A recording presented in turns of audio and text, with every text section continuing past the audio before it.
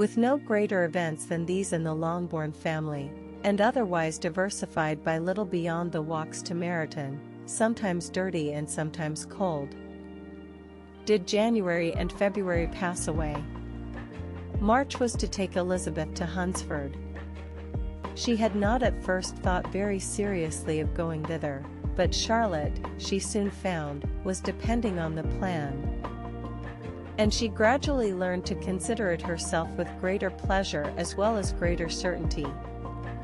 Absence had increased her desire of seeing Charlotte again, and weakened her disgust of Mr. Collins. There was novelty in the scheme, and as, with such a mother and such uncompanionable sisters, home could not be faultless, a little change was not unwelcome for its own sake. The journey would, moreover, give her a peep at Jane, and, in short, as the time drew near, she would have been very sorry for any delay. Everything, however, went on smoothly, and was finally settled according to Charlotte's first sketch. She was to accompany Sir William and his second daughter. The improvement of spending a night in London was added in time, and the plan became as perfect as plan could be. The only pain was in leaving her father, who would certainly miss her, and who, when it came to the point, so little liked her going, that he told her to write to him, and almost promised to answer her letter. The farewell between herself and Mr. Wickham was perfectly friendly, on his side even more. His present pursuit could not make him forget that Elizabeth had been the first to excite and to deserve his attention, the first to listen and to pity, the first to be admired. And in his manner of bidding her adieu, wishing her every enjoyment, reminding her of what she was to expect in Lady Catherine de Bourgh, and trusting their opinion of her. Their opinion of everybody would always coincide. There was a solicitude, an interest, which she felt must ever attach her to him with a most sincere regard. And she parted from him convinced that, whether married or single, he must always be her model of the amiable and pleasing. Her fellow travelers the next day were not of a kind to make her think him less agreeable. Sir William Lucas, and his daughter Maria, a good-humored girl, but as empty-headed as himself, had nothing to say that could be worth hearing, and were listened to with about as much delight as the rattle of the chaise. Elizabeth loved absurdities, but she had known Sir William's too long. He could tell her nothing new of the wonders of his presentation and knighthood, and his civilities were worn out, like his information. It was a journey of only 24 miles, and they began it so early as to be in Gracechurch Street by noon. As they drove to Mr. Gardiner's door, Jane was at a drawing-room window watching their arrival. When they entered the passage, she was there to welcome them, and Elizabeth, looking earnestly in her face, was pleased to see it healthful and lovely as ever. On the stairs were a troop of little boys and girls, whose eagerness for their cousin's appearance would not allow them to wait in the drawing-room, and whose shyness, as they had not seen her for a 12-month, prevented their coming lower. All was joy and kindness. The day passed most pleasantly away, the morning in bustle and shopping, and the evening at one of the theatres. Elizabeth then contrived to sit by her aunt. Their first subject was her sister, and she was more grieved than astonished to hear, in reply to her minute inquiries, that though Jane always struggled to support her spirits, there were periods of dejection. It was reasonable, however, to hope that they would not continue long.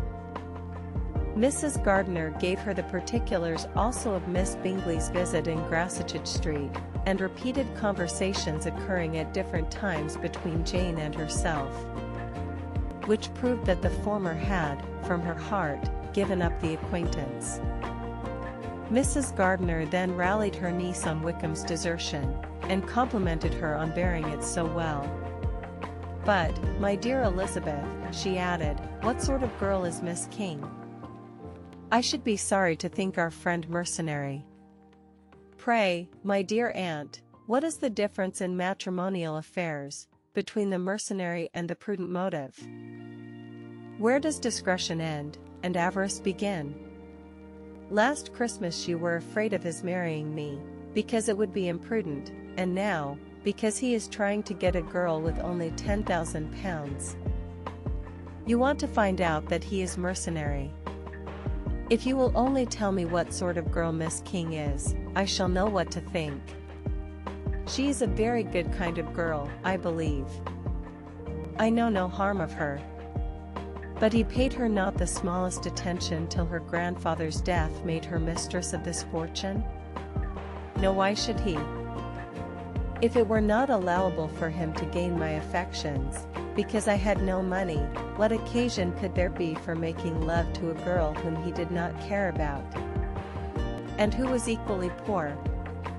But there seems indelicacy in directing his attentions towards her so soon after this event. A man in distressed circumstances has not time for all those elegant decorums which other people may observe. If she does not object to it, why should we? Her not objecting does not justify him. It only shows her being deficient in something herself sense or feeling. Well, cried Elizabeth, have it as you choose. He shall be mercenary, and she shall be foolish. No, Lizzie, that is what I do not choose. I should be sorry, you know, to think ill of a young man who has lived so long in Derbyshire. Oh, if that is all, I have a very poor opinion of young men who live in Derbyshire. And their intimate friends who live in Hertfordshire are not much better. I am sick of them all. Thank heaven! I am going tomorrow where I shall find a man who has not one agreeable quality, who has neither manners nor sense to recommend him. Stupid men are the only ones worth knowing, after all. Take care, Lizzie. That speech savors strongly of disappointment.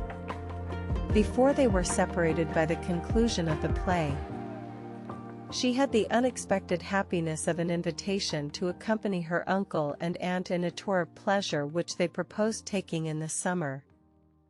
We have not quite determined how far it shall carry us, said Mrs. Gardiner, but perhaps to the lakes. No scheme could have been more agreeable to Elizabeth, and her acceptance of the invitation was most ready and grateful. My dear, dear aunt, she rapturously cried, what delight! What felicity! You give me fresh life and vigor. Adieu to disappointment and spleen. What are men to rocks and mountains? Oh, what hours of transport we shall spend!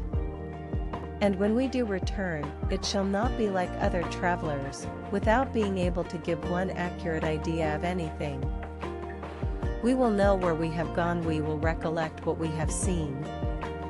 Lakes, mountains, and rivers shall not be jumbled together in our imaginations, nor, when we attempt to describe any particular scene, will we begin quarreling about its relative situation. Let our first effusions be less insupportable than those of the generality of travelers.